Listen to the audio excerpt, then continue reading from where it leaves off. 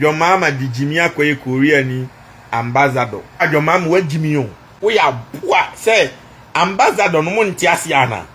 Obetumi atwe Korea criminals ni na be gu Ghana. Obia ntimi nkasa obia hu hwe because ono na issue visa wo Korea ho ama Korea fo mbeba Ghana. Say Jimmy na. Entinche bia ana bro ka tro say Mahama appointing Kojo Choi a South Korea ni. Mahama am diplomatic appointment as Ghana's ambassador to South Korea as or no and agent as Ghana president was South Korea ediamaye Emma issue catch was Ghana phone be heading come afan now Brass said Twene Jonas the almighty also ever shared opinion on that on the buy and in fact one fans for Mahama wa ke kana dwene basa say Mahama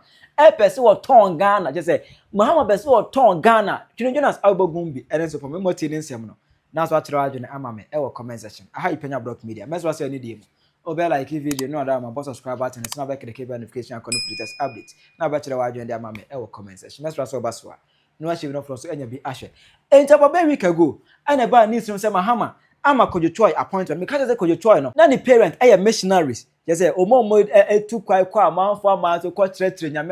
Yes, the parents ever had as missionaries. It in 1993. And the Kojo Choi ever Ghana over no 14 years. It from then I what na Ghana crew month what na hanum almost 32 years. And then yeah, one naturalize Edema Ghana say we cry or a dual citizen or cry South Korean citizenship and also cry Ghana citizenship. I say Ghana cry or a businessman or no and ye or no and a pay switch company limited dia. Pay switch company limited Kojo Choi am no canasme or no there. Now, Yabase Mahama ama Kojo Choi diplomatic appointment as Ghana's ambassador to South Korea. I'm saying, Ben, Ghana for is now Ghana Mahama Pande, Ghana for Niasana. On what grounds? A debate in original so even a Ghana constitution they can find was a diplomatic appointment in the Pakonya Ghana near. This year, who crow them ha na adding to the Nipo young one had no monona Mahama. I'm that appointment. A debate assembly also. Twene Jonas Abetirimu. Or just say Mahama akwa campaign time no or ko this free unia ho no ana airfo from Mahama airso da ye chairman Mahama pressure ana Mahama di medika akwa time that position e dey man na Twene Jonas fans for Mahama wa fire na no insurance wo ho ne meche no enti medie meka no kra kire obi a na obi atie no e na omo se John Mahama di Jimmy akwaye Korea ni ambassador eno no menyi ni se no kra di John Mahama wa Jimmy on eno kra we ya boa say ambassador no mo ntiase ana ase kire say nipa na wote Korea no on na ye Ghana mampanyini wo hu enu ntina Kevin Taylor aboa no betena Washington oni aye first ekuje to abla kwa Jimmy for no stop so mo ma MPP for mo ye citizen wa America ma Ghana no America mampanyini abande Ghana visa no because if you restrict them from coming to Ghana, just say Ghana mampanyini any America want to kwa. Enti obi onu ye Korea ni usimayeno Ghana ku onye ambassador to Korea, onye president ma Ghana u Korea. O Jimmy say Korea for person be wi ye bi eno anso omo ba. Korea for person be di boni bi eno anso omo ba. Yenye ni sa ba bi e de Ghana ni na represent mampanyini o country for from yemfa foreigner na ofri kuomu ana ankoye I representative the ambassador means to say me fan says say that na no NDC for na no mujimi o Ghana embassy na Washington no Ghana for kwaje passport kwasia passport office na ye passport embassy issue visa enwe enti embassy no omo na ma authorization say ni person person ko mikro ma na me man nko because represent John Mahama no entity say Korea ni aboye amaye ne president ambassador hoyi obetumi atwe Korea criminals ni na be gu Ghana obia ntimi nkasa obia hu hwe because ono na issue visa wo Korea ho ama Korea for mbeba Ghana obetumi ama Korea for abedi boni bia o Ghana no mko because say ano na president or represent Ghana wo Korea ho nunti na tambia no sa position ye de ma Ghana ni a yawo no Ghana wo ye Ghana citizen by birth ne nana ne papa no nyina e Ghana for constitution states that clearly John Mahama Jimmy to use constitution no aye de ope because obi amaniska se akwa niska no de omakwaji o anu sika no makwaji o mume sika nye campaign ya ba be ma post se Jimmy na so se Jimmy na Ghana fo no mu di wachi aye campaign ama wan DC fo omu afiafin na mo mu nya adwuma nye aden na point ba ko nye ambassador ho na China ni no mo man ntena Ghana ho no nye adwuma ma obetima ye adwuma o ministries government appointee bi o Ghana ho abra enye risk to the nation baby adnakoto na a very danger zone any little threat be Africa Korea by one say best straight there's no backbone because oye kromoni ne wo fa asefo na busuamfo ne so anum nyina gu Africa Korea and no matter what obechusu Korea ni krom over Ghana and such position we give it to a citizen won na magimini nti munyusu constitution you ka se ne na nanom no mo yemmoa ne na nanom omunye mmoa what you say no munye mmoa nti no mo hihye constitution say if you are not a Ghanaian by birth which you supposed to have Ghanaian as a mother, Ghanaian as a father, you can never be ambassador, you can never be president, you can never be MP, you cannot, because such positions a risk position say nipa make a decision for the whole country so and say nipa no make a decision ambassador betima make a decision without the president knowing and as that decision be making dangerous impact in the nation hwenkwasi afo ya omko make nkwasi decision wa Washington Kevin Taylor krama ni okuja to abra kwa Jimmy Foyi wo hu impact e di amagana fo isi agana fo omo pe America abanyina ahwere omo because nkwasi decision make wo one day pe no entina o ma obi sa position na it has to be somebody or the heart for the nation nya for na aboa no akofa na man position aden a yintwanto se watena Ghana ache na wo mo dama onim kofo do matena America acha ayi Zumilayo adwuma kura okuruma a wo kwa yemfa mo ye be ma kurumu ani wa boda mo ka za ne ye no yenye ne sa on be ti answer yes o China ni bi to be president of Ghana sa kwasi ade we pa ti John Mahama uti abofo mana we the next thing obe appointing Nigeria ni because ala tafo nso ma to no mo ne control Ghana sa sansani deli kwasi aba onko school da na mo be ne doctor nti magimi ya na nanoma bre achichiro man abo man humban na mu wiki the security of the nation mu wiki the security every day bia achira ni yekum nipa ha de achira yekum nipa boku ntokwa nkwasiafo ye oguboku yo matna wa so many years kufo by omanku bia jeje by omanku bia atames ba omanku bia kufo adu by omanku bia unku amo by sisi ade omankum nipa oboku amo masa omde edu Asante region omukum nipa last week omakoku I first Abdul Malik what ho no ma bontu pay no ma kuno no mko free you hono ntimi nchi obi a aso ase enne ya masa kuku obi Ghana police ne namo enti how safe are we aye freedom a ye won nyina adwoma ma to atwene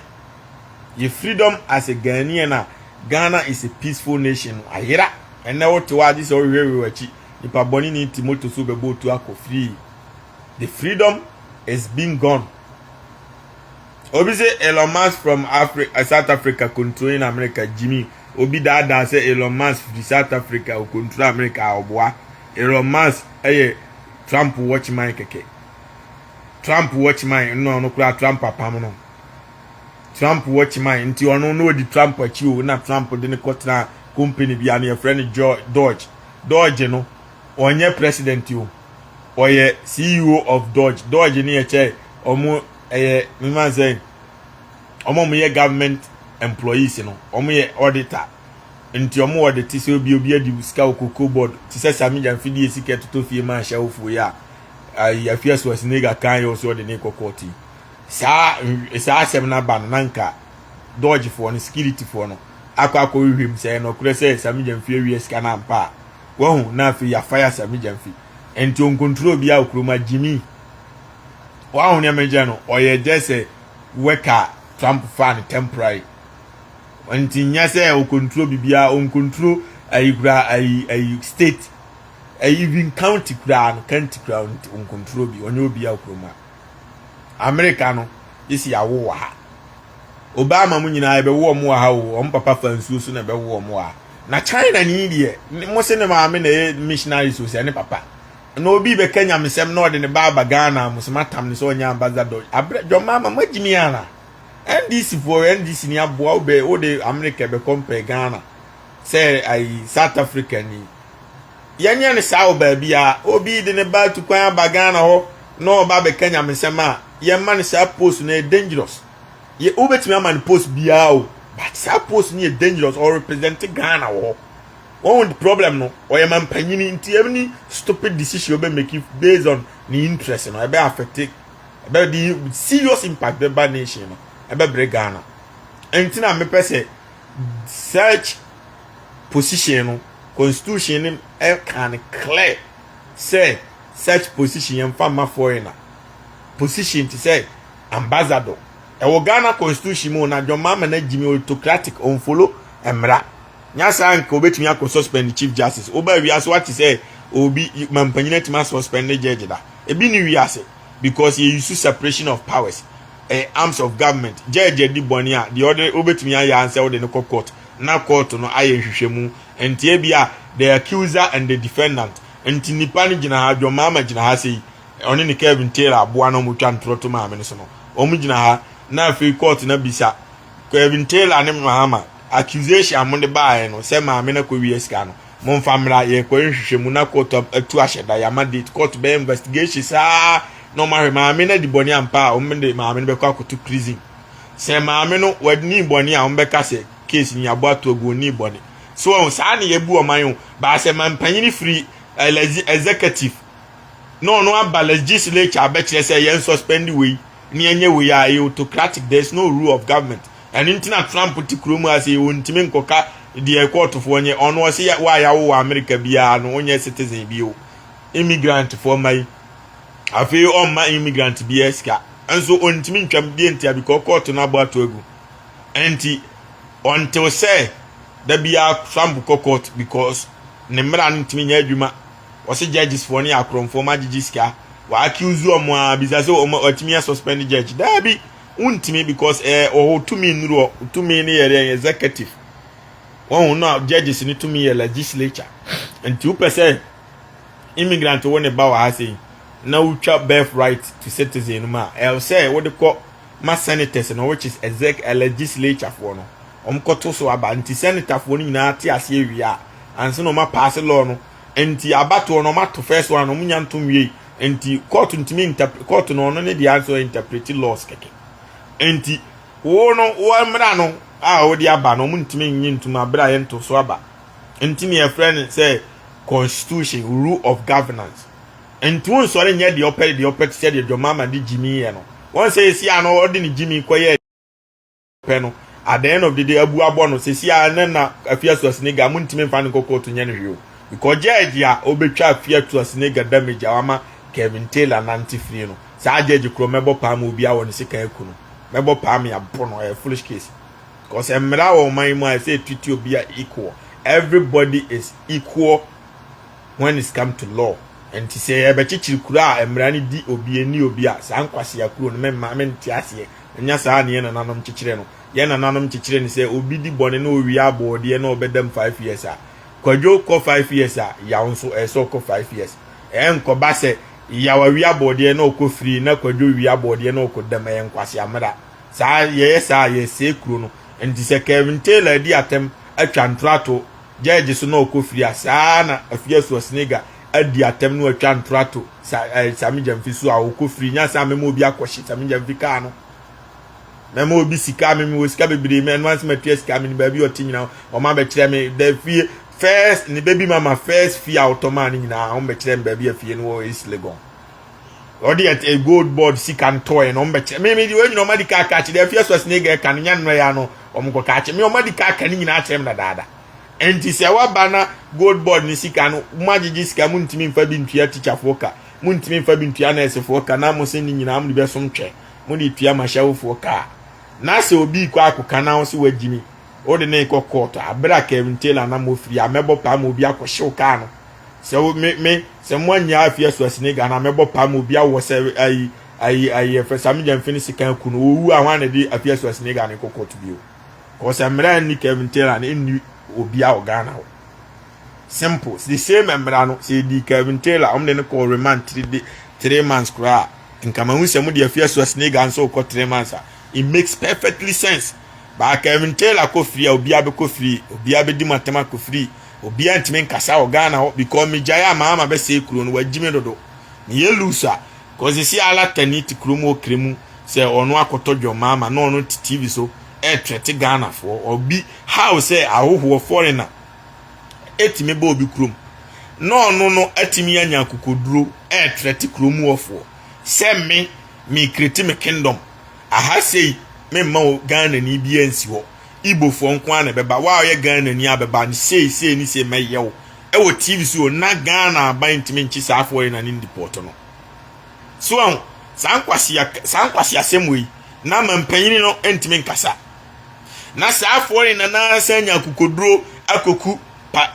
Patrick Tete no ko free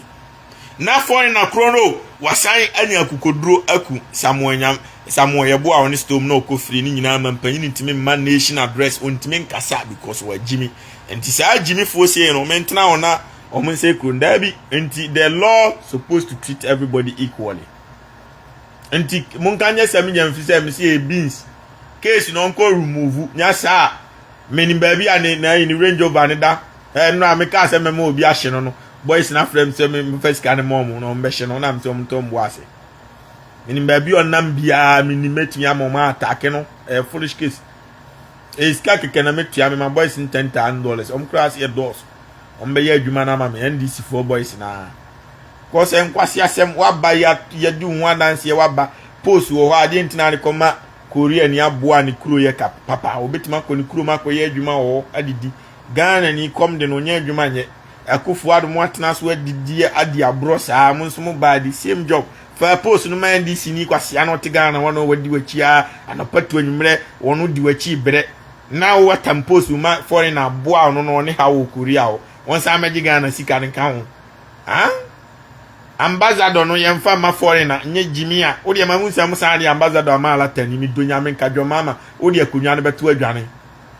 se won ma Nigeria ni ambassador Ghana wo de akunwa no ebeto adwane me ka kire wa bra NDC fo ne na mo kwasi ade ntina wo mo post a foreigner Jimmy fo na ade post command na ade wentu hunsu wa Jimmy ntima me ka se wa Jimmy a hu ade ma sa dangerous position ni emfa ma foreigner anma Jimmy crowd do position ani ma foreigner ye di oti kromu a ontimi make decision emma o man no ti say bia oh bang I oye adwuma o bang bi ya man teller o bang of Ghana ya man Ghana police division no ya man a deputy of investigation team bi sa ono oti kromu a o anya ono na make decision e de aso akro no enti na Korea for pese o me de bomb beto ba bia e wo Ghana no anso mo ba wo cause we den o believe in open krum obi a oti America bia ana oti Europe Ghana ni bi o peska ko ni krum Ghana en found say wa be ye people wa America ana wa be people wa UK o pesika ko ni krum Ghana what just Kevin Taylor boy onya John Mahama wajimi a John Mahama maniska nya no asora betra Ghana hoyi nti obi a oti abrochire bia epe nti sa na Korea ni no Ghana hono o pe bibi di akoni krom nti se o digimi kama manya pade nyina so ane se o na anu a obetwe akoni krom nti eso de Ghana ni nti ajapade bi obenya bi o de ba Ghana ho na benefit Ghana fo eye better than say wo kura wo no ho kire wo no a wo nyeyi wo se me de minya pade e ko hye obi a waye yinsa wo modam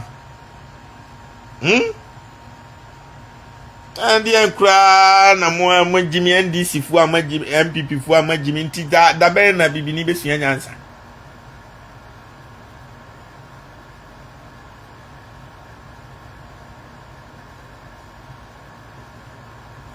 I just came to Ghana from USA Chicago. Ghana is port host and a lot a whole thing going on Ghana nyina kwan nyina say na masa na obi ka kire on so the John Mahama ye na nkwasi asem o sie kuro on ye na nanom no omno omunya nkwasiafo omunim nyansa enti omo no ebaaye no omo make sure say enchiri mamre enti say ye tenase e de ye nyapade ye kuro no hye enwoho nsa omo ba be teki kuro na firi nsa ohun enti tambia say ye nyapade ye bo ho ban ohun enti alatani a ye amana tumi so no ntena Ghana ne amana police ne amana enti wa be jimi bia no obekun wo Ghana no saa de we no me ti group very soon no alatani bi obeku Ghana ni bia mepe ni picture alatani no ma post ni picture to me page no so na ma bono me chest cartoon ti so nti se Nigeria ni bi kum ni pawo asonase atonsu La Paz agogroshi amasamaya ma be postu wa obeku yen titesa yen penunkunu area boys krona se bi okun nipa no ho a mamon fanko police station na makunu bi na ma free police for no ma be fa body no ye ne sa ye be stop sa foreigners mo ano ma be gu kromo no so anti mema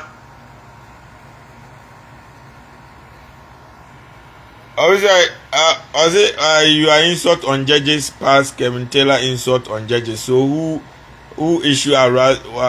warrant kwasia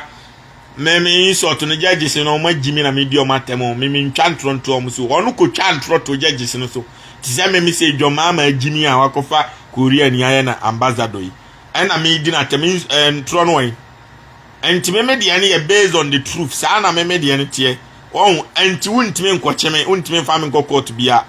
so on ya me de ne tie no me de ne is based on the truth warm up is in chantro platform we so Nigeria ni Igbo king say Igbo king koku Patrick Tete anka me meka Igbo king aku Patrick Tete Ghana o police ni bia nkoche no na me ka kire say Igbo ni no ade the same week no wasa ku another person friend Samuel ye boa me ntro no wan Jimmy ni nyina Ghana police etwo but Ghana ni be no betu akọ Nigeria akọ akoku Nigeria ni no nam kromu impossible anana Ghana ni me betu akọ Nigeria akọ frɛ no say matikin no mo has impossible ye na nanom kra no Nigeria fo no kɔ bro mo pam mo kunkum mo ma me na ka kyerɛ me say Nigeria fo ye nipa bone fo mo kɔ alatamamu fo kun Ghana fo me na o se na danfo baako alatani twitwa no se kan physical police ni ankasa police fo no se mu nyina mo nkom krom nya sa ye be kumo police fo na ma mo ntuo mo ku Ghana fo enti sa alata fo we mu no makunye na nanom ahye na nanom ani oya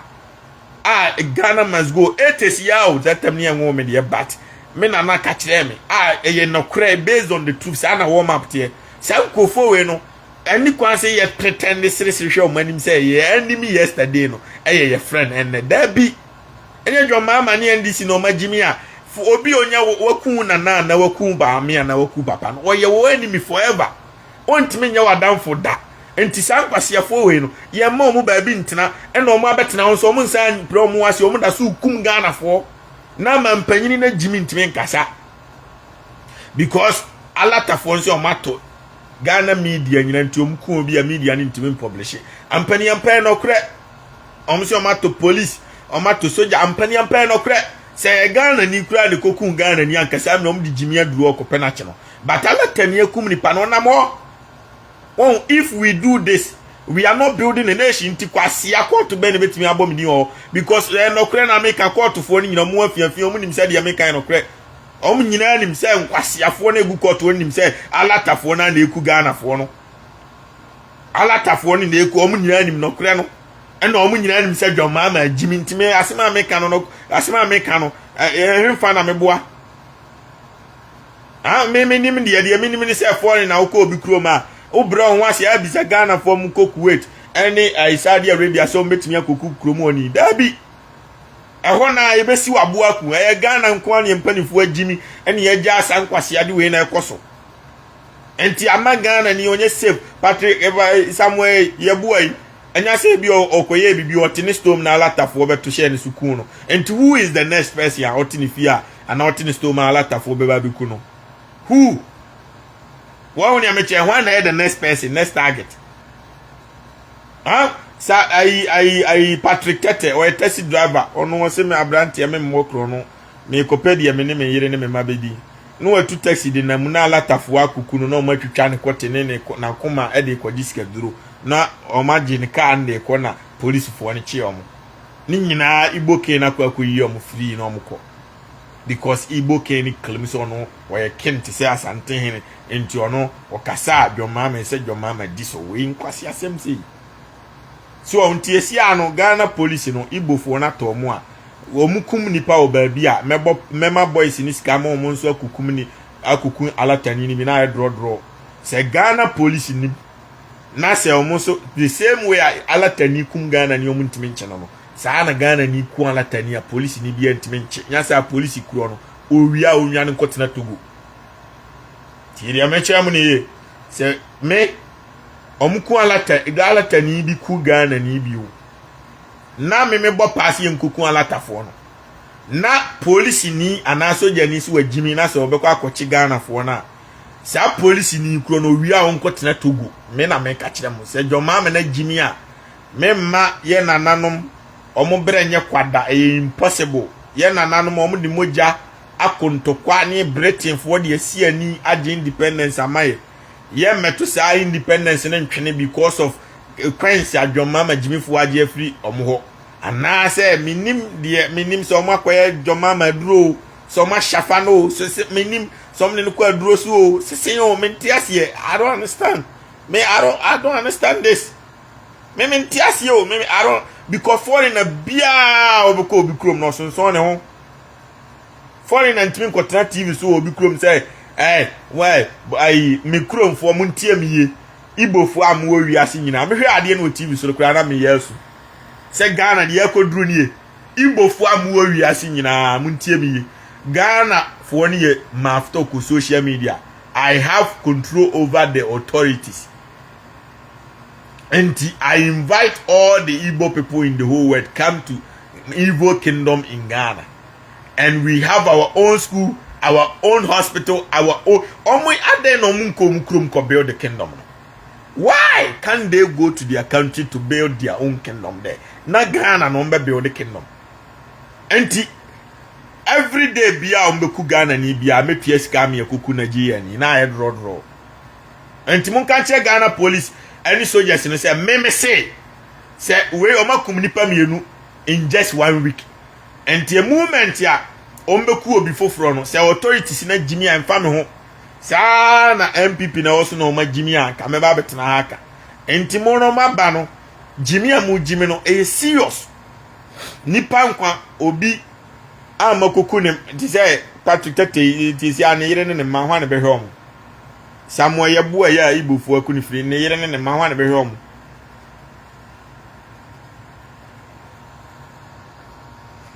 Obviously, Kennedy Japan insult judges and he went free. Or maybe di Kennedy Japan atem abua can't copy videos. Don't do a di Kennedy Japan MPP phone in atem. Copy and he said, Your mama banon so Jimmy na midina tema and draw Jimmy. Ahani no cre oba ya de pa me ba be kan wa Jimmy ameka masa nya fe na me nya ndc ni nya MPP ni bia o me pese o man ye ya nya nkwase MPP ndc sem na o man ni be sei. Bokofo yo munkum nipa yi next time ne beba be ye wo fa no mbeku no entiase e masa ankwase ade ne stopo ade ne yeti ekrum na da bia nipa kum ade ne yehu nyansa enna ne tisa abrofo bom Chirajo mama e o comment section. Hi Penyah Media.